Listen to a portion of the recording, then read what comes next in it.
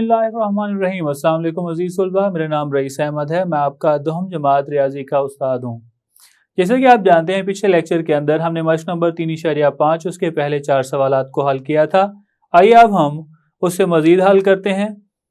तो बढ़ते हैं हम वाइट बोर्ड की जानिब।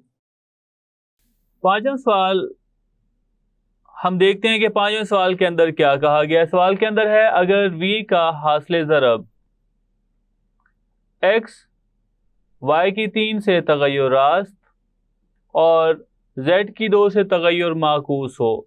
फिर यहाँ पे ये कहा गया है, ये नहीं कहा गया कि v का हासिल ज़रब इसके साथ है, ये कहा गया है v का तगय्युर रास्त है, जो वो रकमें जो आपस में ज़रब हो रही है x y की 3 इसके साथ, और तगय्युर माकूस है z की 2 के साथ।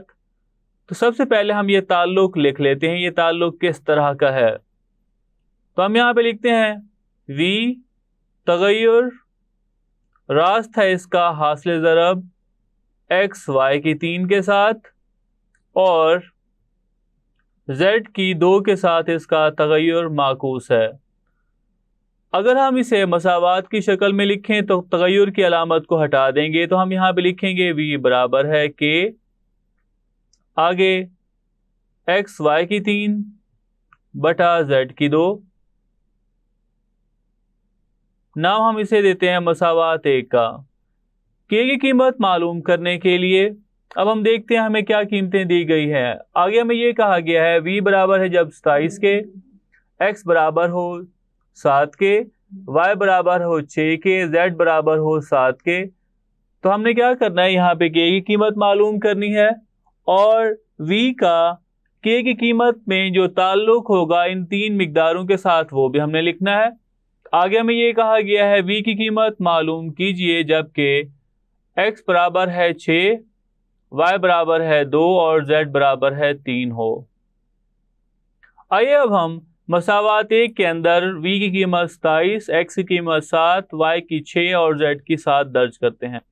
मसावात 1 में v बराबर है 27, x बराबर है 7, y बराबर है 6 और z बराबर है 7 दर्ज करने से, तो आइए अब हम लिखते हैं v की कीमत 27 के बराबर, तो हम यहाँ पे लिखते हैं 27, ये बराबर है k, हम वैसे लिखेंगे x की कीमत 7 के बराबर, y की कीमत 6 के बराबर इसका मुकब बटा z की कीमत 7 के बराबर तो इसका मुरब्बा होगा। मजीद हल करें तो हम यहाँ पे लिख सकते हैं 27 बराबर है k 7 ज़रब 6 का मुकब, ये बराबर आता है 216 के, बटा 7 का मुरब्बा 49 के बराबर होगा। वाज़े तौर पर 49 पे 7 तकसीम करें तो जवाब 7 होगा। k की कीमत मालूम करने के लिए 7 यहाँ पे तकसीम हो रहा है तो दूसरी तरफ ज़रब कर देंगे, तो हम यहाँ पे लिख सकते हैं k बराबर होगा 27 ज़रब 7 बटा 216 के। और बेटा जी अगर हम 27 को 216 पे तकसीम करें तो जवाब इसका 8 के बराबर आता है। k की कीमत मालूम करनी थी, वो मालूम कर ली, वो आई 7 बटा 8 के बराबर। अब यही हम k की कीमत मसावात 1 में दर्ज करते हैं। मसावात 1 में k बराबर है 7 बटा 8 दर्ज करने से, तो हम यहाँ पे लिख सकते हैं v बराबर होगा 7 बटा 8 और x y की 3 बटा z की 2। इसको नाम देते हैं मसावात 2 का। आगे हमें ये कहा गया है v की कीमत मालूम कीजिए जबकि x बराबर है 6, y बराबर है 2 और z बराबर है 3। तो v की कीमत मालूम करने के लिए तीनों रकमें मसावात नंबर 2 में दर्ज करते हैं। मसावात 2 में x बराबर है 6, y बराबर है 2 और z बराबर है 3 दर्ज करने से, तो हम यहाँ पे लिख सकते हैं v बराबर है 7 बटा 8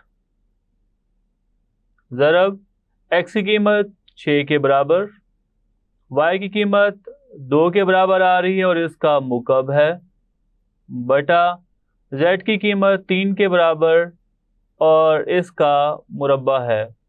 मजीद हम इसे हल करें तो हम यहाँ पे लिखेंगे 7/8 ज़रब होगा 6। 2 का अगर हम मुकब लें तो जवाब 8 के बराबर होगा, बटा 3 का मुरब्बा 9 के बराबर। 8 से 8 कट जाएगा, 3 और 9 दोनों के ऊपर 3 तकसीम हो रहा है। 6 के ऊपर 3 तकसीम करें तो जवाब 2 होगा। 9 के ऊपर 3 तकसीम करें तो जवाब 3 के बराबर। तो यहाँ पे v की कीमत आएगी 7 को 2 से ज़रब करेंगे 14 बटा 3 के। आइए अब हम इसका मश्क नंबर 3.5 इसका आखिरी सवाल हल करते हैं। सवाल नंबर 6 के अंदर कहा गया है अगर w का u के मुकब से तगय्युर माकूस हो तो w बराबर है 5 जबकि u बराबर है 3।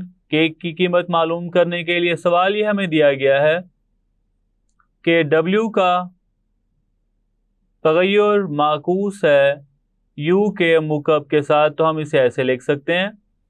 और मसावात की शक्ल में लिखें तो हम लिखेंगे बराबर और के तगय्युर अलामत को हटा के और ज़रब 1/u की 3। मजीद हम इसे लिख सकते हैं w बराबर है k को 1 से ज़रब करें तो k बटा u की 3। नाम हम इसे देते हैं मसावात 1 का। k मालूम करने के लिए w बराबर है 5 और u बराबर है 3 दर्ज करेंगे। और आगे हमें कहा गया है कि w मालूम करना है जबकि u की कीमत 6 है। मसावात 1 में w बराबर है 5 और u बराबर है 3 दर्ज करने से तो हम यहाँ पे लिख सकते हैं 5 बराबर होगा k बटा 3 इसका मुकब। तो हम मजीद इसे लिख सकते हैं 5 बराबर है k बटा 3 का मुकब 27 के बराबर होगा। और अगर हमने k मालूम करना है तो 5 और 27 को आपस में ज़रब कर देंगे। दोनों को अगर हम ज़रब करते हैं तो जवाब 135 के बराबर होगा। अब हम k की यही कीमत मसावात 1 में दर्ज करते हैं। मसावात 1 में k बराबर है 135 दर्ज करने से तो हम यहाँ पे लिख सकते हैं w बराबर होगा 135 बटा u का मुकब। नाम देते हैं इसे मसावात 2 का। आगे हमें ये कहा गया है कि w की कीमत मालूम कीजिए जबकि u बराबर है 6 के, तो u की कीमत 6 मसावात 2 में दर्ज करते हैं। मसावात 2 में u बराबर है 6 दर्ज करने से हम यहाँ पे लिखते हैं w बराबर है 135 बटा 6 का मुकब। तो जवाब आएगा 135 बटा 6 का मुकब 216 के बराबर।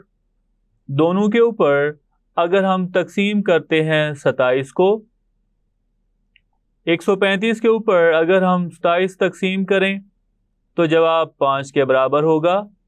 216 के ऊपर 27 तकसीम करें तो जवाब 8 के बराबर होगा। तो w की कीमत आएगी 5 बटा 8 के बराबर। आइए अब हम अगली मश्क के हवाले से कुछ बुनियादी बातें ज़ेरे बहस लाते हैं। फिर जी सवाल ये उठा कि अगर हमारे पास कोई मसावात दी गई हो, उसे बराबर हमने साबित करना हो, तो मसला तरकीब व तफसील निस्बत के अलावा क्या कोई ऐसा हल है जिस तरीक़ेकार को इस्तेमाल करते हुए हम उन दोनों को कह सकते हैं कि दोनों मसावातें आपस में एक दूसरे के बराबर हैं। तो जवाब मिला जी बिल्कुल। हम निस्बत या तनासुब को इस्तेमाल करते हुए 4 मिकदारों के दरमियान जो तनासुब है उसे इस्तेमाल करते हुए अगर हम उसे किसी भी मुस्तकिल मिकदार के बराबर लिख लेते हैं तो हमें जो कीमतें मिलेंगी अगर हम उस मसावात में दर्ज करें तो हम इस तरह से भी हम दी गई मसावात को दुरुस्त साबित कर सकते हैं। तो आइए सबसे पहले हम के तरीक़ेकार की तारीफ़ करते हैं जिसे इंग्लिश में के मेथड कहते हैं। के तरीक़ेकार तारीफ़ है इसकी, अगर a निस्बत b तनासुब c निस्बत d एक तनासुब हो तो हर निस्बत k के बराबर इस तरह रखने से हम सबसे पहले क्या करेंगे, इस तनासुब को ख़त्म करके कसर की हालत में लिखेंगे। हम लिखेंगे ए बटा बी बराबर है सी बटा डी, और इन दोनों को के बराबर लिख लें। तो हर कसर के बराबर होगी, ए बटा बी भी के बराबर और सी बटा डी भी के बराबर ही होगा। अब मज़ीद अगर हमने ए और सी की कीमत मालूम करनी है तो हम क्या करेंगे, जो बी तकसीम हो रहा है दूसरी तरफ ज़रब हो जाएगा, तो ए आएगा, ए बराबर होगा बी के और सी बराबर होगा डी के। तो इस तरीक़ाकार को हम के तरीक़ाकार कहते हैं। और ऊपर दी गई मसावातों के इस्तेमाल से हम तनासुब से मुताल्लिक बाज़ सवालात को ज़्यादा आसानी से हल कर सकते हैं। तारीफ़ के लिहाज से के का तरीक़ाकार इम्तिहानात में आता है, ये अहम है। आइए इससे मुताल्लिक सवालात को हम हल करते हैं।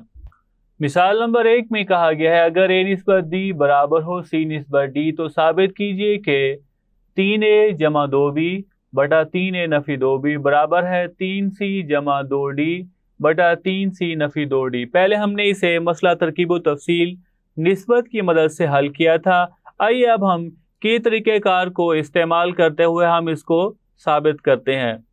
हमारे पास जो सवाल में दिया गया है वो ये है, ए निस्बत बी बराबर है सी निस्बत डी के। तो बेटा जी हम क्या करते हैं, इसको फर्ज कर लेते हैं कि ये के बराबर। पहले हम कसरी हालत में इसे लिख लेते हैं, तो ये बन जाएगा ए बटा बी, ये बराबर होगा सी बटा डी। फर्ज करें कि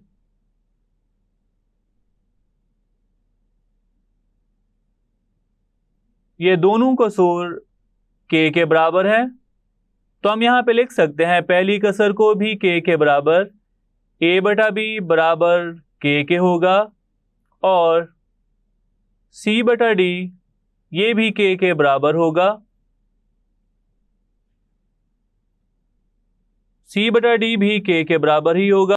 मजीद हम यहाँ पे लिख सकते हैं ए बराबर है बी के और सी बराबर होगा डी के।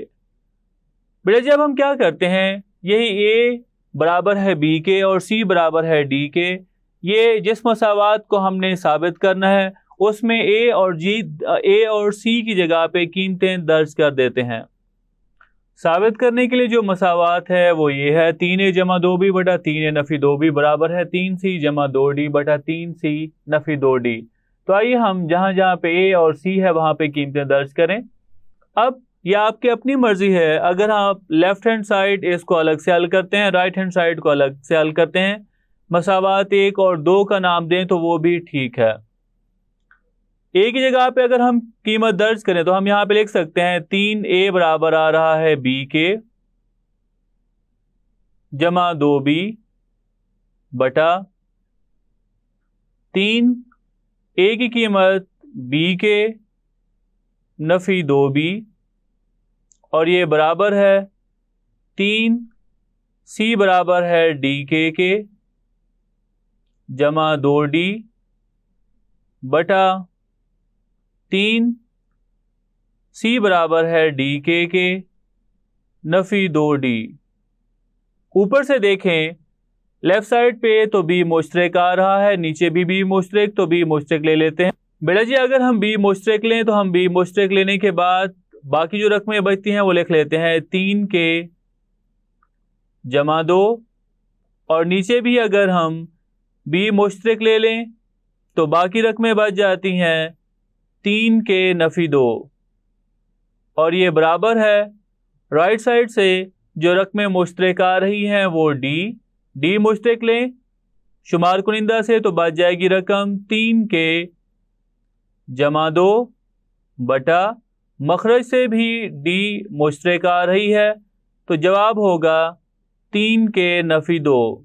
वाज़े तौर पर डी से और बी से कट रहा है, काट देंगे।